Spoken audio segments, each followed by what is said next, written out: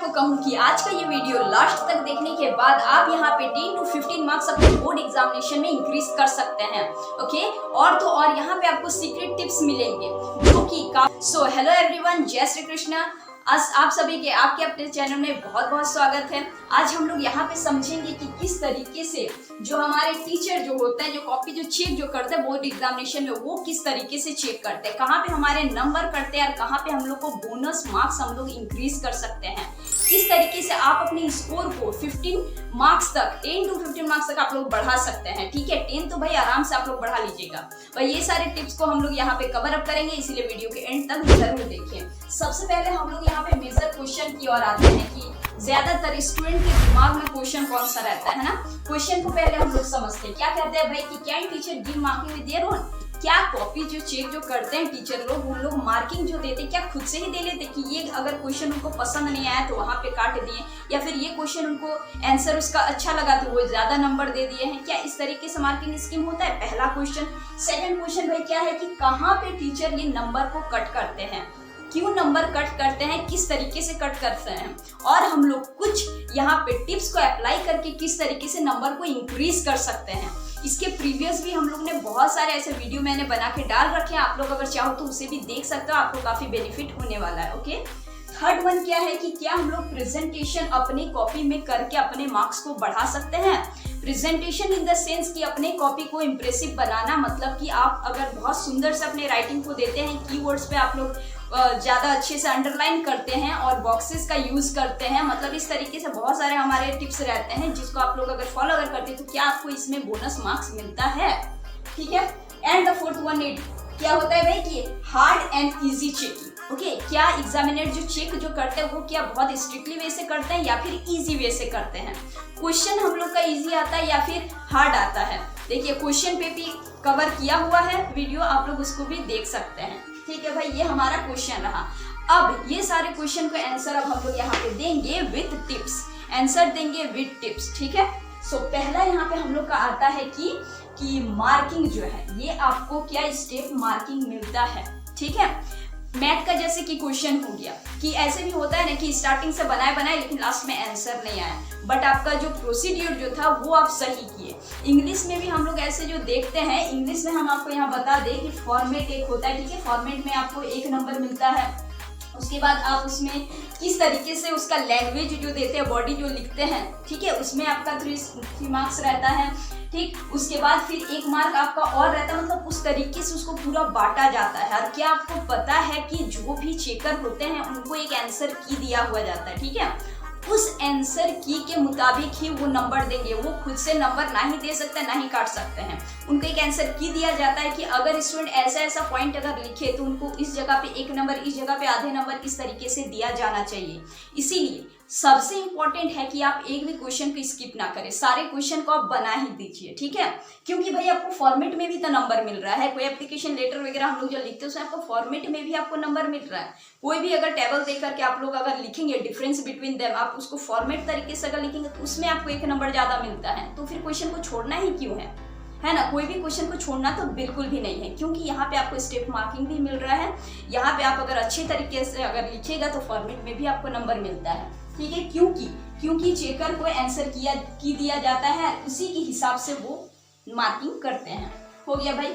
अब एक बात यहाँ पे आता है जो बहुत ही इंपॉर्टेंट रहता है, ये बहुत ही सीक्रेट सा बात है और बहुत ही इंपॉर्टेंट बात है, जिसको अब हम लोग देखिए समझिए। यहाँ पे आंसर की जो दिया जो जाता है उसमें सारे क्वेश्चन का आंसर लिखा हुआ रहता है और वो दिया जाता है चेकर को। ठीक है, मतलब हमारे टीचर को दिया जाता है, और उसमें जो भी आंसर रहता है वो 90 to 95% तक वो एनसीईआरटी के बेस्ड में ही रहता है। मतलब कि एनसीईआरटी के बुक में जिस लैंग्वेज से लिखा हुआ रहता है उसी तरीके से आंसर की उनको दिया जाता है। सो आप अगर एनसीईआरटी अगर फॉलो अगर करते हैं तो 100% श्योर है कि आप आराम से बहुत अच्छे नंबर से पास आउट हो सकते हैं। ठीक है, क्योंकि भाई आंसर की ही तो अब दिया रहा है एनसीईआरटी के बेस्ड में, और आप अगर एनसीईआरटी कोई अगर लाइन टू लाइन मस्त एकदम पढ़ एकदम लीजिएगा, उसी के बेसिस पे आप अगर लिखिएगा तो आपके यहाँ पे कितना इंक्रीज हो जाते हैं नंबर, समझ रहे हैं? इसीलिए एनसीईआरटी को ही पढ़ना है, उसको ध्यान से देखना है। ठीक है भाई, और इसमें एनसीईआरटी तो आप फॉलो करिए ही करिए आंसर लिखने के लिए, as well as diagram. Diagram को भी एनसीईआरटी से ही हम सजेस्ट करेंगे कि आप फॉलो कीजिए, क्योंकि बहुत सारे बुक में थोड़ा अलग टाइप का डायग्राम दिया हुआ रहता है। और मान लीजिए कि एनसीईआर की में तो हमारे एनसीईआरटी वाला दिया है, तो आप यहाँ पे बनाने के बावजूद कुछ नंबर इधर उधर अगर होने का चांस रहता है, तो भाई हम लोग चांस भी क्यों लें। जब हम लोग मेहनत जब करना ही है तो एनसीईआरटी पे ही मेहनत करें और उसी को हम लोग अच्छे तरीके से लिखें। वो आंसर रहे या फिर डायग्राम रहे, एनसीईआरटी को फॉलो करना है। और क्या है भाई कि अटेम्प्ट द सीक्वेंस ऑर्डर, हमेशा सीक्वेंस ऑर्डर में ही लिखे। ऐसा नहीं कि 1, 9, 10 इस टाइप से आप लोग दे दें, नहीं, हमेशा सीक्वेंस ऑर्डर में लिखे। अब मान लीजिए कि section A B C D रहता है, तो कोई भी सेक्शन आप ले सकते हैं, उसमें कोई इश्यू नहीं है। अगर सेक्शन सी ही अगर स्टार्ट अगर करें, 20 क्वेश्चन से स्टार्ट है सेक्शन सी, तो 20, 21, 22, 23 इस तरीके से आप लिखिए। मतलब जो भी सेक्शन को आप लोग ले रहे हैं उसी सेक्शन का जिस तरीके से सीक्वेंस है उसी को लेकर के करिए, ठीक है। इधर उधर होने से क्या होता है कि टीचर इरिटेट हो जाता है। टीचर इरिटेट होने के कारण वो चेक अच्छे से नहीं कर पाता है, जिस कारण कि आपका नंबर भी कटने का ज्यादा चांस रहता है, ठीक है भाई। अब क्या हुआ कि रफ जो है हमेशा आपको लास्ट पेज में करना है। बहुत कोई ऐसा होता है कि जिस कॉपी में बना रहे उसी में साइड से ऐसा मार्किंग करके यहीं पे रफ करने लगता है, ये मार्किंग यहाँ पे कटता है, ठीक है। ये काम आपको नहीं करना है। जब भी रफ करें हमेशा पीछे पेज में आप अच्छे से रफ कीजिए यहाँ पे। ये भी हमारा हो गया। And the attempt all question, ये मोस्ट इंपॉर्टेंट टिप्स है यहाँ पे कि अटेम्प्ट ऑल क्वेश्चन, आपको सारे क्वेश्चन को यहाँ पे अटेम्प्ट करना है। और एकदम अपने एक्सपीरियंस से आपको एक बात बताना चाहते हैं कि मान लीजिए कि कोई भी क्वेश्चन का अगर आंसर अगर आपको नहीं आता है, लेकिन उससे मिलता जुलता आपके पास अगर नॉलेज अगर है, तो आप उसको वहाँ पे भर दें। क्योंकि कोई भी टीचर नहीं चाहता है कि आप पास ना हो, सब टीचर चाहते हैं कि इसको कम से कम यार पास तो करा ही दे, ठीक है। टीचरों की बातों को एनालिसिस करते हुए ये बात कह रहे हैं कि सब टीचर चाहता है कि स्टूडेंट पास हो जाए। इसीलिए आप कुछ ऐसा भी लिख के आए कॉपी में कि टीचर 1-2 नंबर वहाँ पे दे सके, पूरे ब्लैंक करके बिल्कुल भी ना आए, ठीक है। और अपने वे में लिखे। कोई क्वेश्चन अगर नहीं भी अगर आता है तो उससे मिलता जुलता जो भी आप पढ़ें आप उसको वहाँ पे लिख दें, जो कि थोड़ा सेंस बनता हो। ऐसा नहीं कि नॉनसेंस टाइप का कुछ भी लिख के भर के आ जाएंगे, वैसा काम बिल्कुल भी नहीं करना है, ठीक है। कुछ भी ऐसा लिखे जो कि सेंसिबल होना चाहिए। तो इस तरीके से आप अपने एग्जाम को बहुत ही अच्छे स्कोर से पास आउट करेंगे। सो हम लोगों ने यहाँ पे मेजर क्वेश्चंस देखे, आंसर विथ टिप्स देखे। टिप्स ओवरऑल अगर देखा अगर जाए तो अपनी कॉपी को बहुत सुंदर से रखना है, सुंदर से देना है, अंडरलाइन करना है कीवर्ड में, ठीक है। सीक्वेंस वाइज आपको लिखना है, साफ सुथरा नीट एंड क्लीन रखना है। जितना हो सके आप लिखने का प्रैक्टिस करें। लिखने का प्रैक्टिस जितना ज़्यादा रहेगा उतना ज़्यादा आपका प्रैक्टिस बढ़ेगा और आप एग्जामिनेशन कॉपी में भी उतने अच्छे से लिख के आ पाएंगे। सो प्रेजेंटेशन इज मोस्ट इंपॉर्टेंट। ये चीज़ को हमेशा कीवर्ड बना लीजिए, अपना कीवर्ड भी आपको अंडरलाइन करना है, ठीक है। ये सारे बहुत सारे हमारे यहाँ पे टिप्स एंड ट्रिक्स थे।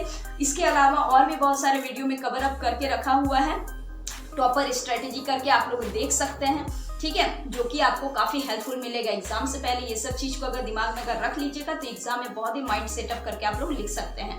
सो आई होप कि आपको ये सारी चीज़ें समझ में आ गई होगी। अगर थोड़ा भी हेल्पफुल लगा हो तो आप लोग दोस्तों को शेयर करना ना भूलें, क्योंकि भाई सबके एग्जाम है, सबके एग्जाम अच्छे जाएं, ठीक है। तो आज के लिए बस इतना ही। मिलेंगे हम लोग फिर से नेक्स्ट वीडियो में। Till then keep smiling.